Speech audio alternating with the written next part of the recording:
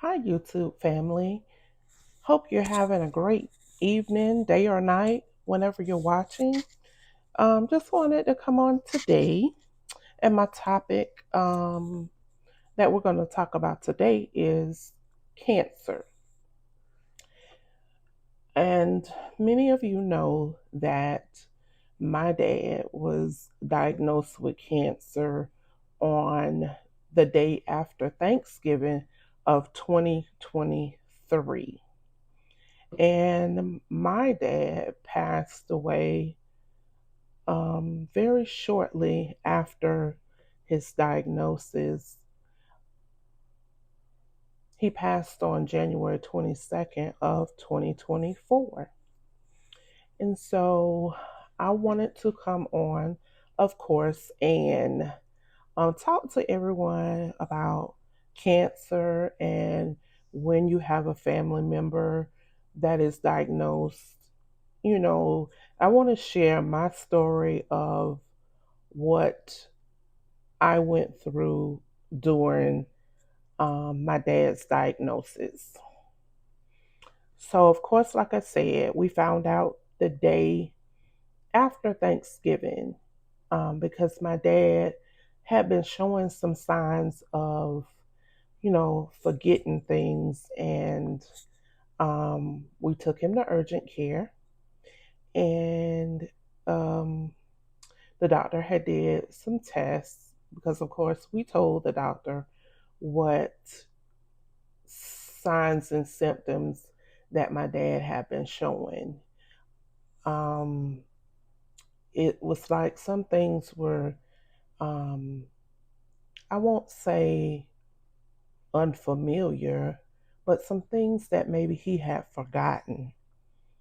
Um, and so, actually, a practitioner that I see, when I was telling her what was wrong with my dad, she actually said that sometimes in the elderly, when you see that they're forgetful, it could be a sign of a UTI. So she was kind of concerned that that may be what was wrong and advised me to get him to the doctor. So, of course, we did. Took him to urgent care. And again, like I said, the doctor listened and he decided, well, he told me um, straight up that he did not think my dad had a UTI. And he started asking my dad questions, and um, my daddy could answer the questions. And so they did a CAT scan. Once the doctor got the CAT scan results back, he came to the room, and I was sitting in one of the chairs that was beside the bed. He looked at me and said, I now know what's wrong with your dad. And so I looked at him and he said, your dad has brain cancer. And at the time, my dad was not back in the room, he was in the bathroom. And so I immediately, started crying because out of my wildest dream, I would have never imagined that the doctor was going to give us that diagnosis. I thought it was, to be honest with you, I thought it was maybe a touch of dementia or Alzheimer's, something along that line. So he told us he would do a referral to the oncology group. And then he said, well, if I do that, it'll probably be 3 to 4 weeks before y'all can actually get in to see the oncologist. He said, let me go make some phone calls and I'll be right back. Went and made some phone calls and he came back and he said the oncologist wanted my dad admitted to the hospital ASAP. And so that meant we had to get back in the car because we were at urgent care and go home, pack some things for my dad, and get him to the hospital. So my mom and my sister took my dad to the ER.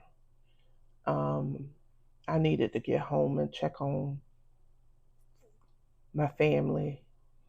And so, of the course of this was early in the morning when all this was going on. And so the ER, the hospital was full, and they were only letting two family members be in the ER. So it was late that evening, like 10 p.m., when they got my dad back in an ER room. And so, of course, the oncologist came and they admitted him. And it was like 2 or 3 in the morning when they got him to a room on the oncology floor. My dad stayed in the hospital for several days. You know, they were doing tests after tests after tests. And so he came home. I want to think it was like the first week in December, he came home. And at that point, we had doctor appointments after doctor appointments. I had to write them in my calendar because there were so many appointments that I wouldn't have been able to keep up with them if I had not written them down. And of course, because I'm the child that is not working, I stepped up to the plate. And because I'm the one that has the medical background, I was the one needed to be at every appointment. So me and my mom and my son would take my dad to his doctor appointments. Um, I can remember the first time we had our appointment at the oncology office, and the doctor, who was excellent, he told us what we were dealing with. And he said, of course, the type of cancer my dad had needed radiation and chemo. They would start my dad off with radiation. And I can't remember how many radiation treatments he had, but my dad was able to ring the bell, and I have a video of him ringing the bell. Um, and so during that time, he completed radiation. We were to, like, the next week start chemo. So of course my dad had to have a port put in, and which is an outpatient surgical procedure. We had the port put in, and my dad just started. Hmm. To me, I won't say he wasn't able to breathe, but he was having difficulty breathing. And I, t- I took, excuse me, um, in the course of him having this difficulty breathing, I called the pulmonologist's office to get my dad in, and I got an appointment very quickly, like maybe 3 days tops. Go in, they do an x-ray and some other tests, and The doctor came in and he asked why were we here that day. And to be honest, when he said that, I'm thinking, okay, now maybe somebody didn't write it down. But he wanted to know why were we here. And I told him, I said, well, my dad is having problems breathing. And a lot of times when we're at home, his oxygen rate drops to like the 80s, 85, 86. Um, Probably the highest I saw was like 91. I would even have my dad to attempt to cough and deep breathe to see if, maybe that would bring it up. Um, and it wasn't. So the doctor said to me, well, the most I can do is order him a nebulizer machine because, of course, my dad had asthma and y'all be able to give him breathing treatments. He said, have y'all talked with hospice? Looking at my dad, and I actually wanted to knock him off that stool that day that he said that because here we are asking for help and he's being condescending. He's being a jerk. He's not acting or treating us like he would want somebody to treat his family. And so he says to us, um, you have cancer. Have y'all talked to hospice? And it was so quiet in the room that if a pin would have dropped, you'd have heard it. So he said, there's nothing I can do. You have a mask on your lungs, you have the mask on your brain, you have, several different masks. And the most I think needs to be done is y'all need to let hospice control the comfort. Now, again, I had to do a double take. But when he stood up, I got my pocketbook. I told my parents to come on, and I pushed the wheelchair right out of the room because, of course, we had my dad in the wheelchair. We got in the car, and on the way back home, I told my dad to not pay attention to anything that crazy man said while we was in that room. That man he had no compassion. He had no bedside manner. And see, that's what's wrong with some of these medical professions of the day. They think that they are God. They forget that they too have family members. And if they don't want nobody talking to their family members the way they treat their patients, then they just need to. Mm, I get a loss for words when I think about this one doctor.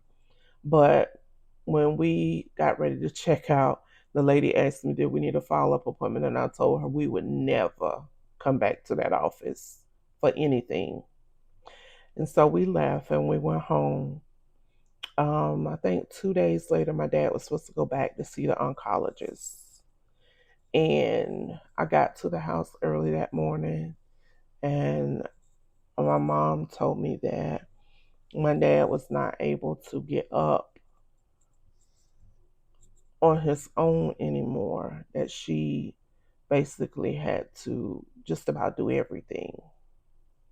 And I looked at my dad and I saw that he was just having the most difficult time breathing, not to mention that so called pulmonologist never ordered the nebulizer machine. So I brought my nebulizer machine from the house and I gave my daddy breathing treatments because you know why?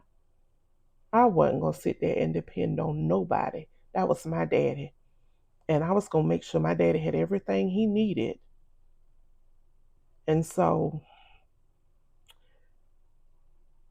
that particular morning, I looked at my daddy and I said, Daddy, you know the cancer is stage 4. And I don't want to do anything that you don't want me to do. I don't want to make any decisions that you don't want me to make. I want you to be in control of the decisions that are made. So I looked at him and I said, I need to know from you how far you want me to go. And my daddy told me, he said, I want you to go all the way. He said, we are going all the way. And so I said, well, that's all I need to know from you, Daddy. We going all the way. He said, yes, we're going all the way. So I said, okay. Me and my mom tried to stand him up and get him um, out of their bedroom into the wheelchair. And so we got him to the foot of the bed, and he just could not go any further. So I asked my dad, I said, Daddy, we need to go to the hospital because I do not like your breathing. I do not like what I'm seeing. And we need to go get us some help. And I said, but I need to know from you, is it okay if I call 911? And my daddy looked at me and nodded his head. So I called 911. And of course, the fire truck was the first to get to the house. And they came in, they immediately put him on oxygen because they too saw that he was having a hard time breathing. And they asked me, had he been to see the pulmonologist? And I told them exactly what happened and what was said. They shook their head in amazement. So by then the ambulance pulls up, and it's probably about 7 or 8 people besides me and my mom in their bedroom. And so they asked me, did we have a wheelchair? And I told them we did. And I told one of the firemen where it was, and he went and got it. They moved some furniture.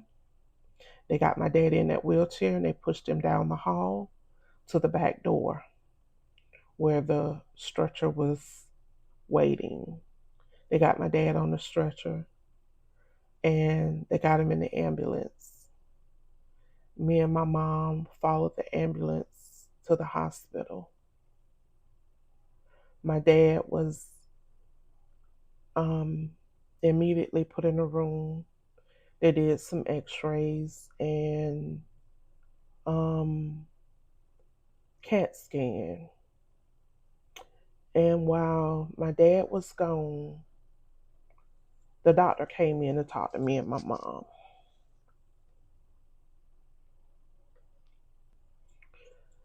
And so the doctor said to me and my mom, he said the cancer is so aggressive. He said it is spreading. The lab work is not as good as his last lab work. He said the oncology team is going to come down and talk to y'all. He said, but I just want to tell you ladies, love on him as much as you can for these last days. He said, give him whatever he wants to eat. Be there for him. The ER doctor was so compassionate and understanding. So my dad was admitted, and before he came back from CAT scan, I called my siblings, and my siblings that live out of town, I told them, I said, I can't tell y'all when to come, but I can tell y'all need to come. I can't tell y'all how long we got, but I can tell y'all that it's not good.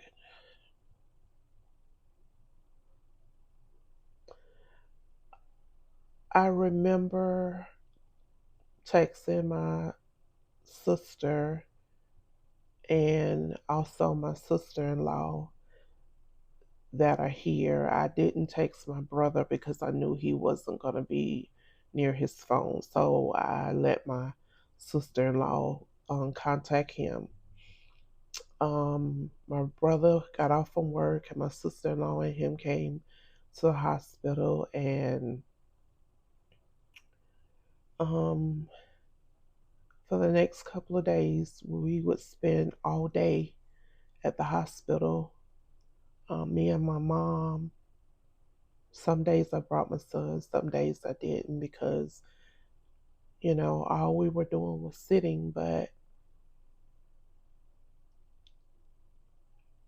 that time was so precious, spending time with my dad. And of course, we saw that he began to not eat and he began to sleep so much. So that Sunday, my siblings came from out of town and they were able to spend some time with my dad. And the oncologist talked to me and my mom early that morning. And he said to me, he said, I told you before I could not give you a definite time.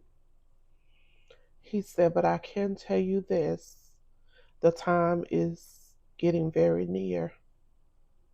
He said, so I'm gonna let y'all think about, what y'all want to do, um, and go from there.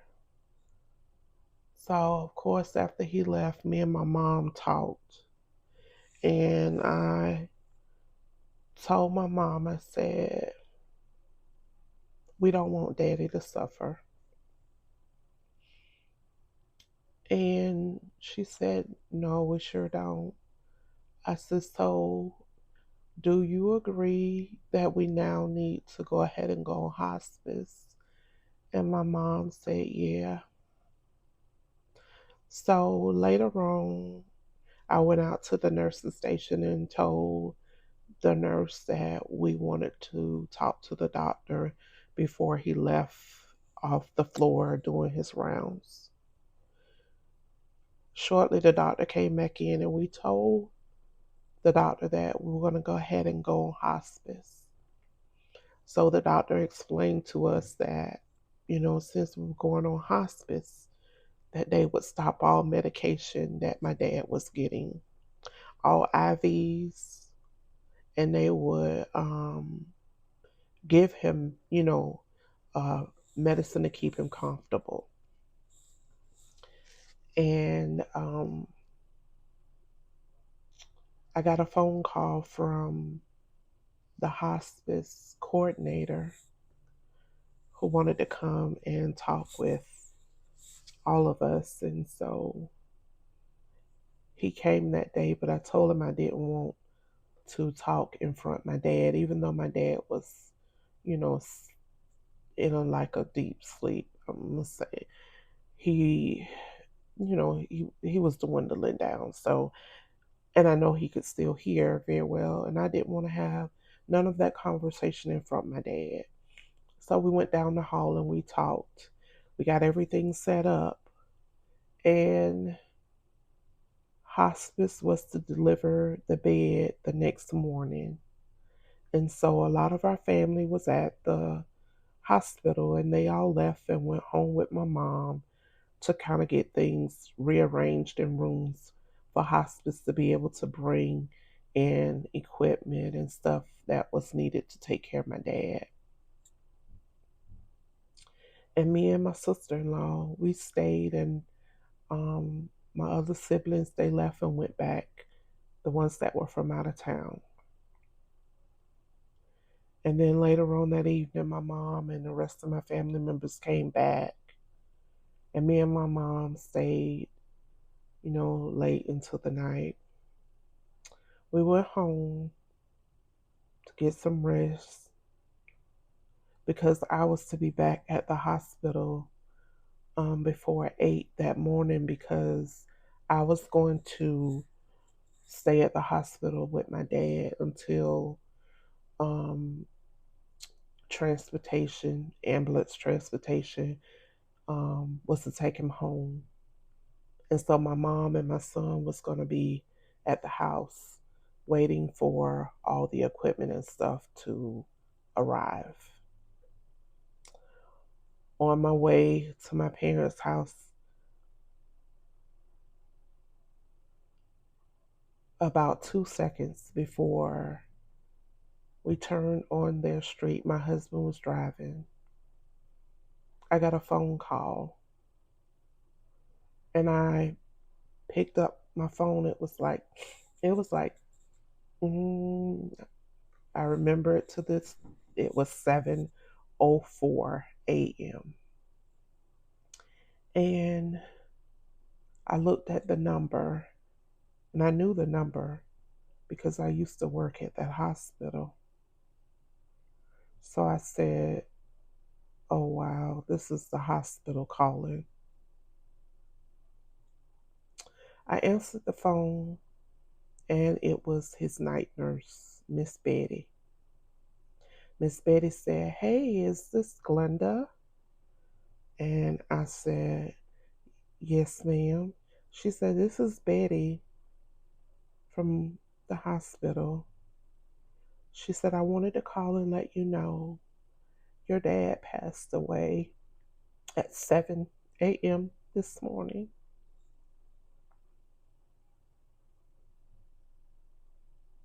I lost it. I lost my daddy. I lost my best friend.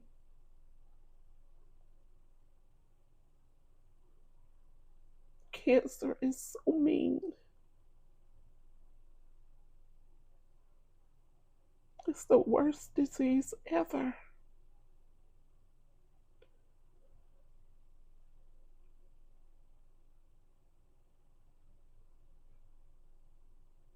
This grief that I'm going through is just like cancer. It's rough. I wanted to come on and tell my dad's story.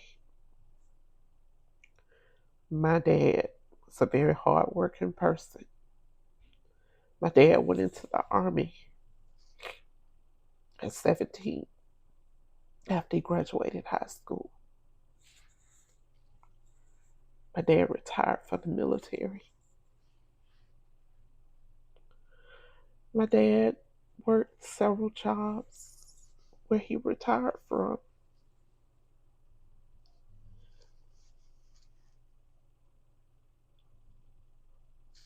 As his death anniversary date comes up on the 22nd of this month,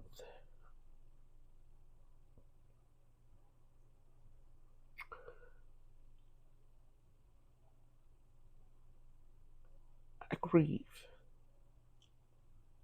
I grieve more. Some days I think I have it under control, but I don't. The tears flow, and I've learned to let it flow, regardless of who's looking and who's watching. I miss the man that made the most impact in my life. My dad was the reason why I went into the medical field because my dad was a military medic. And so he made such a great, great impression on my life that I wanted to follow in his footsteps.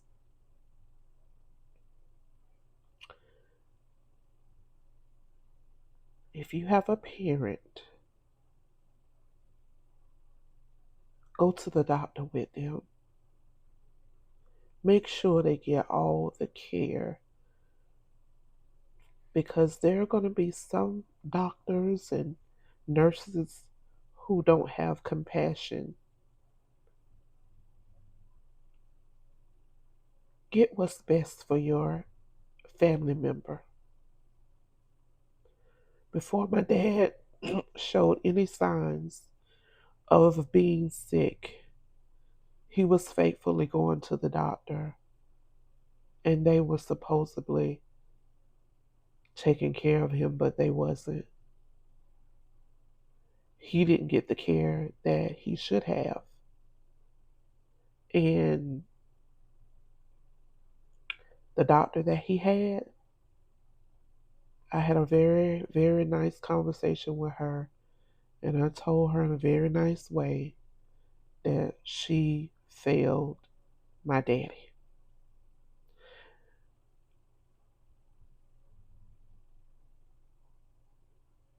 I just wanted to tell my dad's story. Daddy's not here anymore, but I want everybody to know my daddy was a good person, and I miss him. And January 22nd of this year is going to be very hard for me. Thank you for watching. Thank you for subscribing. If you haven't subscribed, please subscribe. Tell your family, your friends about this channel. As I said, we'll be bringing you videos on grief, health, crafting, and congenital glaucoma. YouTube, have a good night, and thank you for watching and listening. God bless you. Bye bye.